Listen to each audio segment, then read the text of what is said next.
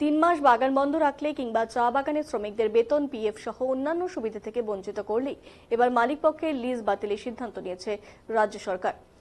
এই ত্রিপাক্ষিক বৈঠকের পর রাজ্য শিক্ষামন্ত্রী, শ্রমমন্ত্রী মলয় ঘটক জানান, এবার থেকে 3 মাস বাগান বন্ধ রাখলে কিংবা চা বাগানের শ্রমিকদের বেতন, পিএফ সহ অন্যান্য সুবিধা থেকে বঞ্চিত করলেই মালিকপক্ষের লিজ বাতিলের সিদ্ধান্ত নিয়েছে রাজ্য সরকার।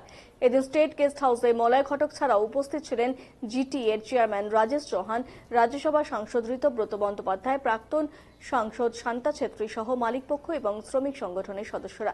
এদিন মূলত চা বাগানের শ্রমিকদের ন্যূনতম মজুরি বন্ধ চা বাগান এবং টি ডিরেক্টরেট নিয়ে বৈঠক করেন মন্ত্রী। বৈঠকের পর চা বাগানের শ্রমিকদের ন্যূনতম মজুরি নির্ধারণ করতে ফের একটি এক্সপার্ট কমিটি গঠনের কথাও জানিয়েছেন তিনি।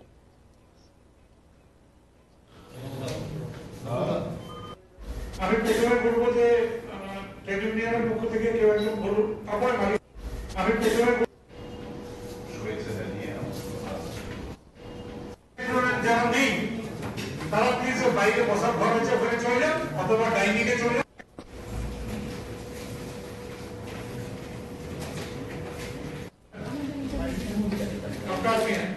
অলরেডি 6টা-7টা বাগান তো খুলে গেল।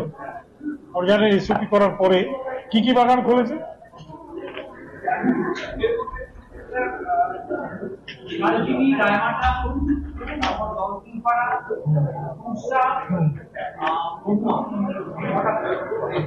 অলরেডি এই বাগানগুলো খুলে গেছে। ইতিমধ্যে অন্য বাগানগুলোর আলোচনা চলছে।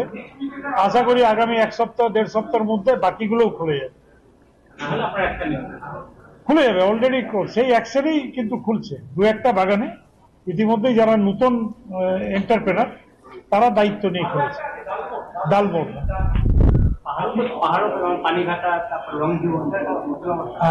কিছু বাগান আছে যেগুলো কিন্তু সাবজুডিস, বিশেষ করে দার্জিলিং এর যে ডিওটিপিএল, দার্জিলিং অর্গানিক টি এর যে কোম্পানি, তারা 14টা বাগান তারা নিয়েছিলেন।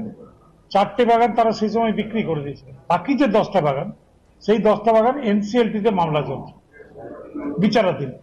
এছাড়াও আরো 3-4টে বাগান আছে যেগুলো হাইকোর্টে লিকুইডেশনের মামলা পেন্ডিং আছে। আমরা এই সমস্ত যেগুলো ধরুন সাবজুডিস হয়ে আছে সেগুলো কিভাবে তাড়াতাড়ি খোলা যায় সে ব্যাপারেও আমরা কিন্তু প্রতিনিয়ত চেষ্টা করি। Thank you.